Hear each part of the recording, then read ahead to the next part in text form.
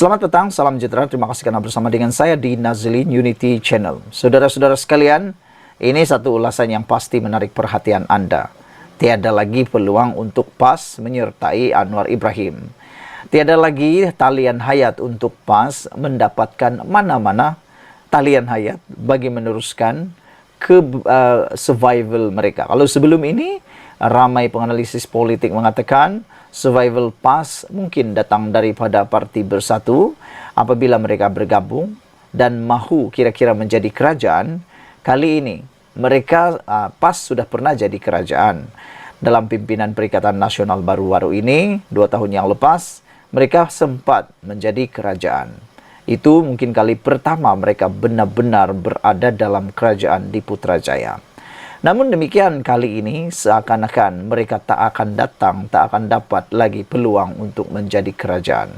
Ini apabila satu ulasan daripada Sabudin amat menarik perhatian kita dan mungkin akan membuka minda Anda semua. Menurut Sabudin, PAS sudah ada Tun Mahathir. Jangan buang masa dan nak bawanya sertai kerajaan semula. Saudara-saudara sekalian, Anda masih ingat lagi bahawa sewaktu Pakatan Harapan berkuasa pada tahun 2018, Mahathir bersama dengan Pakatan Harapan.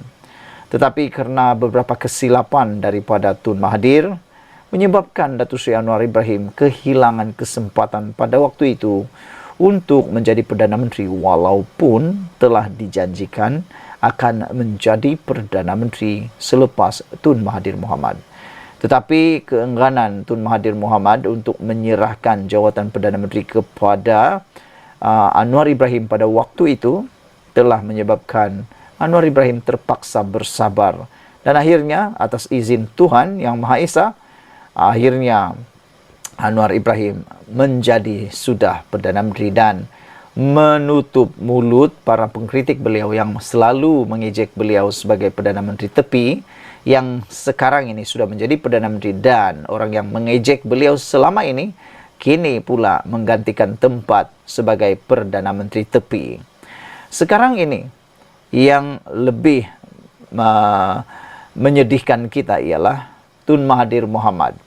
Berapa kali sudah beliau ke sana ke sini untuk cuba menjadi relevan semula dalam politik Malaysia. Beliau telah menubuhkan GTA, Gabungan Tanah Air, dan juga Parti Pejuang, tapi kalah teruk dalam PRU 15 baru-baru ini. Selepas itu beliau bersahabat pula dengan rakan baru beliau yang dulunya paling musuh Tun Mahathir Mohamad. Pelbagai perkara berlaku antara mereka berdua, yaitu Mahathir dan juga PAS. Tetapi dilihat sekarang ini, tiba-tiba Mahathir pula beralih arah angin kepada PAS. Oleh sebab itulah, sekiranya PAS mahu berserta dengan kerajaan sekali lagi, dikhawatiri dan dibimbangi, ia juga akan turut membawa pengaruh Tun Mahathir Mohamad. Selain daripada itu, dibimbangi juga bahawa Tun Mahathir Mohamad yang kini menjadi penasihat tidak rasmi kepada 4 buah negeri pimpinan PAS, mungkin juga akan memberi nasihat yang bertentangan dengan kehendak atau aspirasi Pakatan Harapan BN dalam kerajaan perpaduan. Jangan-jangan Tun Mahathir pula yang akan berkuasa dalam berbagai benda di dalam PAS. Itulah yang paling dikhawatiri. Saudara-saudara sekalian, menurut Sabudin, PAS sudah ada Tun Mahathir. Jadi, jangan lagi buang masa nak bawanya sertai kerajaan. Tak kira siapa yang memulakan bicara, sebarang usaha untuk membawa masuk PAS ke dalam kerajaan adalah suatu langkah yang sia-sia serta membuang masa. Tidak lama sebelum ini, veteran DAP Lim Kit Siang pernah mencadangkan agar PAS dibawa menyertai kerajaan perpaduan dengan beberapa syarat yang perlu dipatuhi terlebih dahulu. Dalam interview dengan sebuah majalah asing baru-baru ini, Datuk Seri Anwar Ibrahim pula mendedahkan bahawa beliau pernah membawa PAS menyertai kerajaan perpaduan. Perdana Menteri turut mengatakan bahawa tidak menolak PAS akan menyertai kerajaan pada masa depan bergantung kepada jika parti itu sanggup menerima beberapa dasar utama serta menghormati Malaysia adalah negara berbilang kaum serta agama. Soalnya, kenapa kita begitu mudah teruja dengan PAS? Kata Sabudin. Apakah Kit Siang dan Anwar tidak mengambil iktibar daripada pelbagai onar yang telah ditimbulkan oleh PAS ketika bersama dengan Pakatan Rakyat dahulu?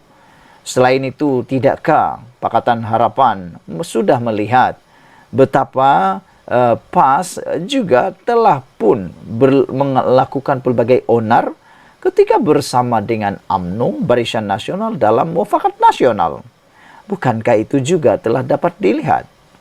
Kemudian, tidakkah mereka juga meneliti bahwa PAS adalah parti yang tidak setia ketika bekerja sama dengan UMNO dalam Mufakat Nasional sebelum ini, di mana secara diam-diam mereka menyertai Perikatan Nasional yang diterajui Muhyiddin Yassin.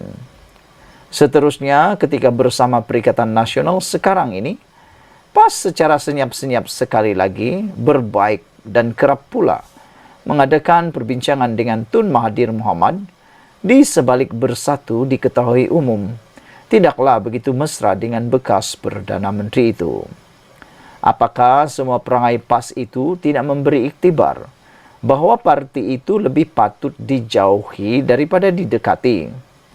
Apa faedahnya parti yang tidak setia dan berpendirian tidak stabil begitu yang mahu dibawa ke dalam kerajaan?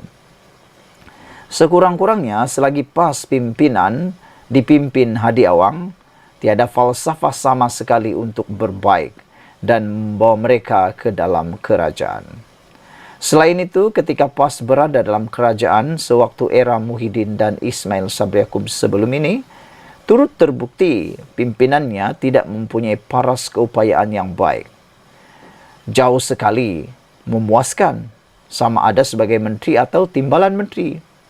Mudah kata, pemimpin PAS hanya sesuai jadi penceramah dan menjadi pembangkang, bukan pentakbir.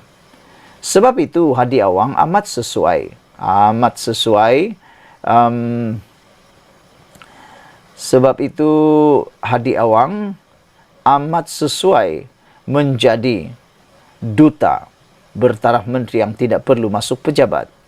Sebaliknya hanya pergi berceramah, memberi kuliah dan selebihnya hanya duduk di rumah. Kepada Anwar yang sudah memiliki majoriti 2/3, lebih baiklah lupakan saja sebarang niat untuk berbaik dengan PAS dan jangan lagi bercakap untuk membawa mereka ke dalam kerajaan. Kalaupun beliau ingin mengukuhkan lagi kedudukan kerajaan atau mahu memecahkan blok pembangkang, jauh lebih berfaedah jika mendekati Bersatu berbanding PAS. Setidak-tidaknya tidak banyak parti dalam kerajaan perpaduan yang tidak boleh menerima Bersatu berbanding hampir semua parti dalam kerajaan sekarang secara umum diketahui menolak PAS. Menimbulkan hasrat untuk membawa PAS ke dalam kerajaan hanya akan membuatkan parti-parti yang bersama dalam kerajaan jadi curiga. Tetapi yang lebih penting, mengapa PAS perlu dijauhi ialah kerana parti itu sudah ada Tun Mahathir yang mereka lantik sebagai penasihat kepada 4 negeri yang ditakbirnya.